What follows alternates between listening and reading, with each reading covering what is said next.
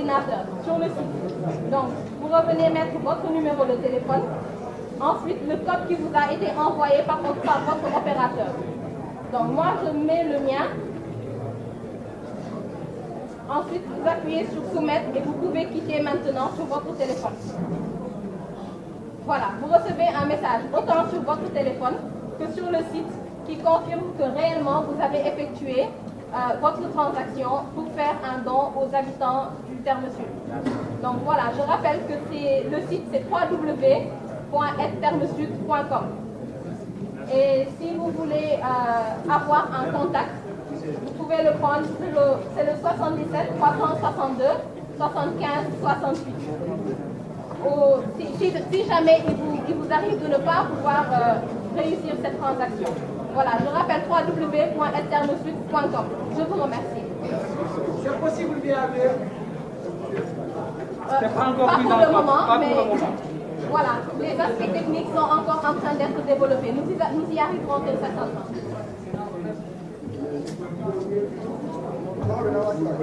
jërëjëf soxna Catherine Sambou ci explication yu am solo yi nga xam ne jox nga ñu ko ngir ñu mun jëfandikoo site bii nga xam ne mooy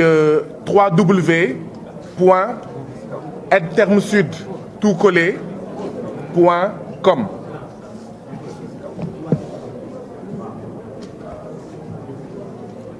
ñun ñoo ko gisandoo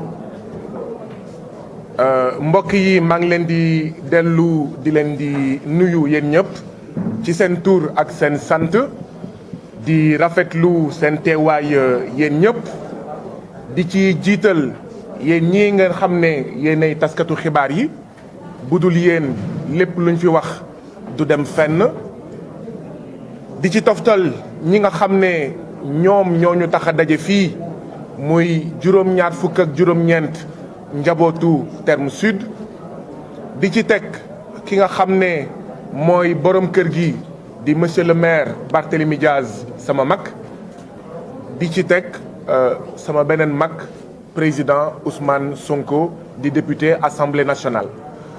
sama ñaari mag yooyu nag muy Barthélémy Diaz ak Ousmane Sonko bu ñu xasee ba wax daanaka li ciy des dootul bëri.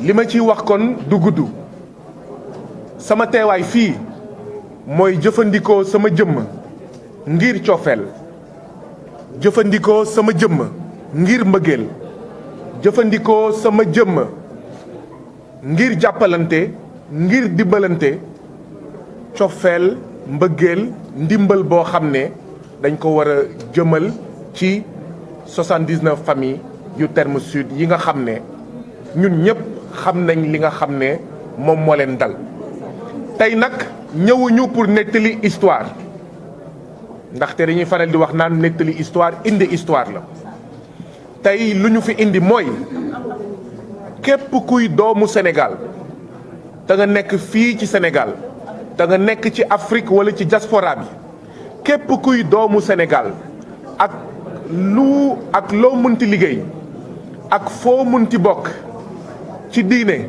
ci tarixa ci mbootaay ñu ngi sàkku ci yow sa ndimbal ñu ngi sàkku ci yow sa cofeel ñu ngi sàkku ci yow sa solidarité ci lépp lu ngeen mën te attan ko ci xaalis ngeen yónnee ko ci site bi www.aidtermesud.com.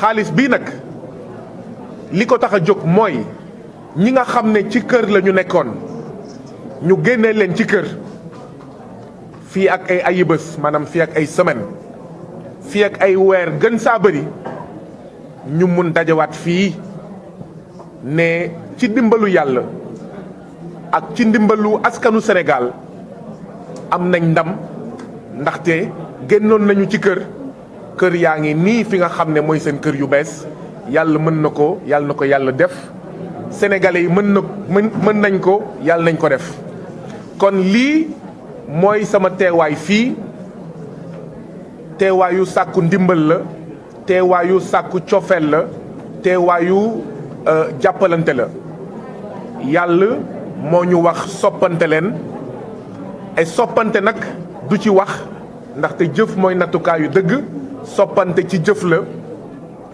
suñu ay mbokk Terme Sud soxla nañu cofeel te ñun doomu Sénégal ñun doomu Afrique daanaka bépp mbindeef ndamam mooy fekk sa moromu doomu aadama mu toog nga yëkkati ko fekk ko mu liw nga fexe ba mu tàng fekk ko mu xiif nga jox ko mu lekk fekk ko mu ñàkk dëkkuwaay nga fexe ba mu am dëkkuwaay.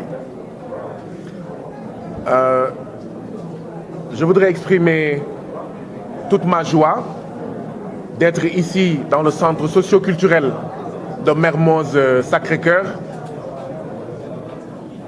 pour m'associer à ce lancement du Téléthon en faveur des 79 familles de Terme Sud.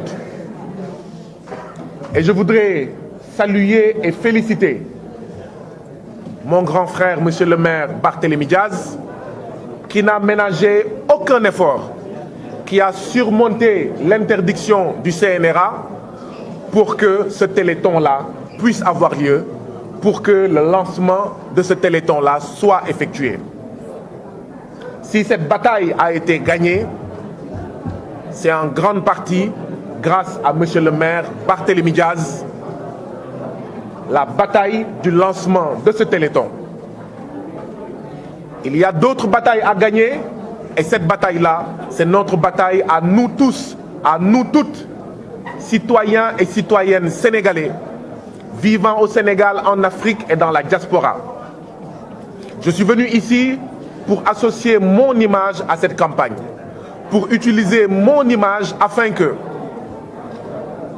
tous ceux qui éprouvent du respect à l'endroit de Guy Marius Sagna, tous ceux qui éprouvent de l'amour, de la considération à l'endroit de Guy Marius Sagna, eh bien Guy Marius Sagna vous demande aujourd'hui d'exprimer votre solidarité, votre amour aux 79 familles de Terme Sud en donnant du peu que vous avez afin de relever le défi consistant à rendre la dignité à ces 79 familles, consistant à donner des toits, à redonner des toits à ces 79 familles-là. Et donc, nous voulons aujourd'hui rendre votre générosité plus généreuse. Nous lançons un appel aujourd'hui afin de rendre votre solidarité plus solidaire. Ces 79 familles-là sont 79 familles de militaires qui, toute leur vie durant, pendant des décennies, ont tout donné pour nous, citoyens sénégalais. Ont donné sans compter, au point que certains ont perdu des membres de leur corps, au point que certains ont perdu leur vie pour notre quiétude, pour notre sécurité. Eh bien, Sénégalaises, Sénégalais, aujourd'hui, ce sont ces familles-là qui nous ont tout donné. Ce sont ces familles de veuves et d'orphelins, de ceux qui ont tout donné. C'est à ceux-là que nous devons rendre la monnaie de leurs pièces. C'est à ceux-là qu'il nous revient aujourd'hui de donner. Et nous vous invitons, je vous invite, à donner ce que vous avez à travers le site www.aidetermesudtoutcollé.com afin que dans quelques semaines, dans quelques mois, que nous puissions relever un défi. Celui que ceux-là qui étaient dans des maisons puissent retourner dans des maisons. Je vous remercie. Tu viens de faire, il y a Borom Kër gi. Si monsieur Anne veut dire quelque chose. Vous voulez dire quelque chose, monsieur Anne? Oui.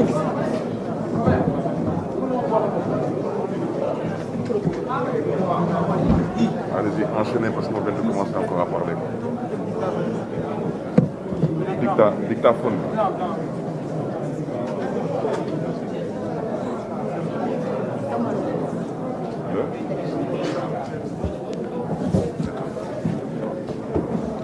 asalaamaaleykum mbokk yi asalaamaaleykum mbooloo mi ci cadre collectif des habitants du Terme Sud man coordonnateur maa ngi leen di nuyu di leen gërëm di leen dalal alors maa ngi nuyu monsieur le maire Barthélémy Diaz ci teewaayam ak ci lépp li nga xam ne jot na ko def ci Terme Sud la bokk. duma xuus te jottaliwuma monsieur le maire Barthélémy Diaz ngërëmalu 79 familles yu Terme Sud keroog bi mbir mi xewee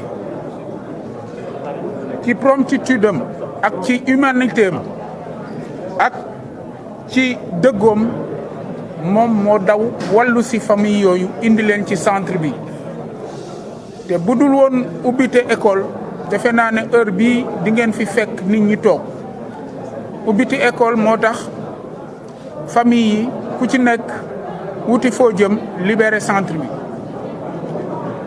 au nom des 79 familles nag ñoom ñëpp ci sama kàddu ñu ngi koy remercier di ko remercier ci ndimbal bi nga xam ne andil na leen ko di ko remercier aussi ci taxawaayam bi mu taxaw ngir saafara seen jafe-jafe di ko remercier aussi ci détermination bi mu ci àndal di wax rek ne bëggoon nañu collaboration bi demee neneen nu dul ci circonstances yi mu amee circonstances yi nag dama jàpp rek ne ndogalu yàlla la parce que ndogalu yàlla weesuwul nga juddu dem ba war a tekki taxaw dogu ngir jëriñ sa réew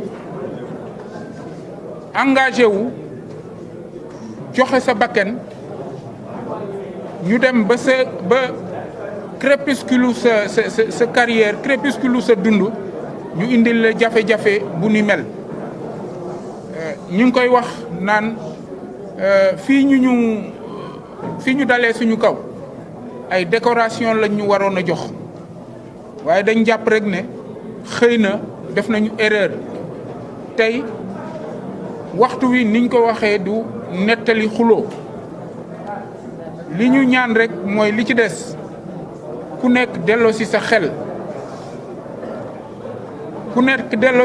en ce sens que ñun suñu mbébét suñu taxawaay du yëngal réew suñu taxawaay du jaxase askan suñu taxawaay du dara lu dul boole askan nañ ko defee woon ba ñuy nekk ci suñu carrière di veiller à la quiétude des Sénégalais noonu lañ koy defee ba nii ñu toll ba tax na duma ko nëbb te duma ko fàtte dinaa wax ne carrément président de la République ci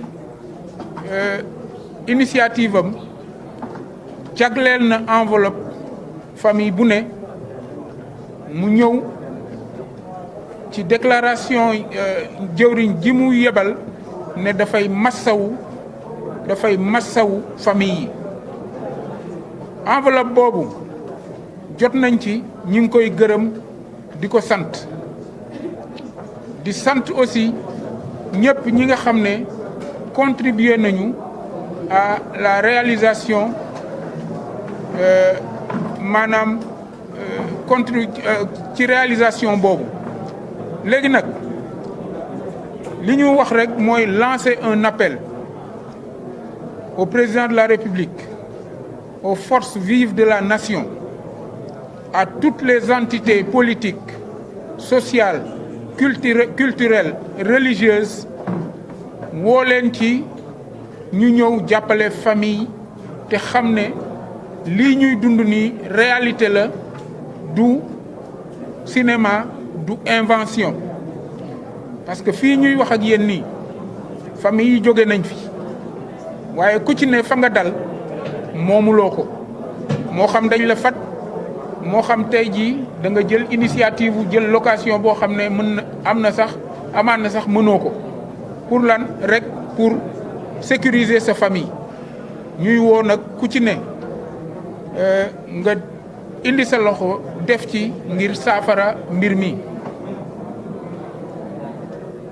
ci gàttal rek képp ku fi teew ak képp kuy déglu ak képp kuy seetaan ñi ngi lay gërëm di la sant. J'ai oublié quelque chose. Donc, mesdames, mesdemoiselles, messieurs, le collectif des habitants du Terme Sud par ma voix aujourd'hui présente à Monsieur Barthélémy Diaz, maire de Sacré-Cœur, Mermoz, à Monsieur Guy Marius Sagna et à Ousmane Sonko, leur vifs remerciements pour leur contribution au combat pour la restitution de la quiétude des 79 familles impactées du Terme Sud. Vous n'êtes pas sans savoir que le 30 septembre dernier, jour des événements malheureux, Monsieur le maire Barthélémy Diaz, de par la promptitude de son engagement, de par son humanisme, a bien voulu secourir ces familles et les loger au niveau de ce centre. Pour les impératifs de l'ouverture des écoles, ces familles ont été obligées de libérer les locaux. Aujourd'hui, elles sont éparpillées un peu partout. Malgré les difficultés, elles sont obligées aujourd'hui de se prendre en charge. Cause pour laquelle les 79 familles voudraient demander aux Sénégalais, de quelque bord qu'ils soient, aux Sénégalais de l'intérieur comme ceux de la diaspora, de bien vouloir contribuer à cette action noble consistant à aider à travers un téléthon la restauration de la quiétude, de la dignité de ces familles. Je ne saurais continuer sans pour autant présenter à Monsieur le maire Barthélémy Diaz les remerciements de ces 79 familles à travers toute l'aide qu'il a bien voulu manifester. Grâce à lui, grâce à son équipe, grâce à ses collaborateurs, ces familles, pendant un mois, ont vécu dans la quiétude au niveau de ce centre. En un mot, nous le remercions pour cet acte et nous lui demandons aussi de les accompagner pour la suite.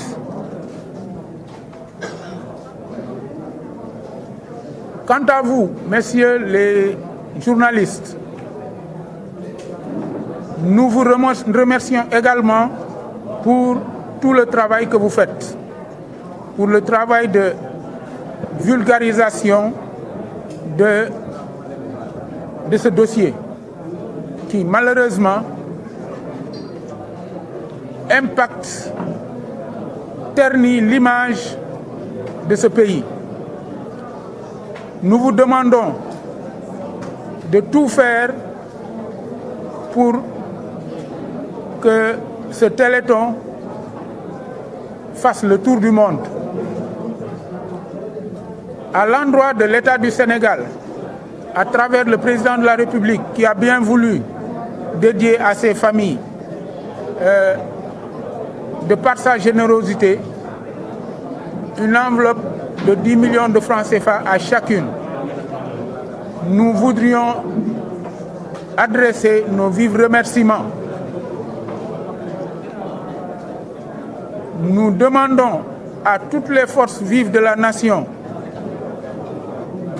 au président de la République, à toutes les institutions de l'État de bien vouloir apporter leur aide à cette noble, disons, initiative. Pour terminer, nous vous demandons autant que possible de relayer ce spot à travers le monde entier pour que partout où nos compatriotes se trouvent, que ce spot leur soit accessible. Je vous remercie. Ils ne connaissent pas ton nom. Donc c'est Al-Hassan Anne, coordonnateur du collectif des habitants du Terme Sud. Al-Hassan Anne. On échange. On échange. Il paraît qu'il y a 16 familles qui ne sont pas encore indemnisées. Bon, là, on y reviendra après. Excuse-moi. C'est bon?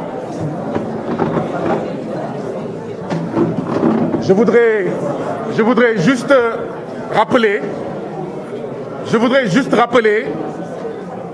que ce téléthon est organisé pour les 79 familles. Toutes les 79 familles. Je crois que c'est l'occasion aussi pour la énième fois, et on continuera à le faire, de remercier toutes celles et tous ceux qui se sont mobilisés, qui ont donné, qui ont été au chevet des 79 familles de Terme Sud. Beaucoup de gens, depuis plusieurs semaines, nous demandent un numéro sur lequel faire des envois. Nous demandent un numéro de compte sur lequel faire des envois pour soutenir ces 79 familles. Eh bien, aujourd'hui, grâce à la ténacité du maire Barthélémy Diaz, tous ces Sénégalais et toutes ces Sénégalaises d'ici et de la diaspora ont un outil, ont un numéro, ont un site, je le rappelle, www.aidetermesud.com pour matérialiser leur solidarité. Merci à Souma Assistance qui a été à notre chevet. Merci aussi à Barthélémy Diaz peut-être pourra terminer la liste. À la Croix-Rouge. Merci à, je voulais terminer par dire qu'il y a la team bénévolat qui, depuis le départ de cette action, est présente tous les jours pour donner des kits de restauration, pour exprimer sa solidarité à l'endroit de cette famille, solidarité qui a pris plusieurs visages. Et cette même team bénévolat avec les Tomboj et autres a pris l'engagement d'organiser une tournée auprès des autorités et des célébrités, artistes, musiciens, sportifs, etc., avec un journaliste et un caméraman pour booster le Téléthon. Donc merci à tous ceux qui ont aidé, merci à cette team bénévolat qui a été présente depuis le départ. Merci pour ce qu'elle va continuer de faire afin que dans quelques semaines, dans quelques mois, qu'on puisse se retrouver encore ici pour vous dire le résultat de ce Téléthon, pour vous montrer les photos des maisons et le sourire des 79 familles. Okay.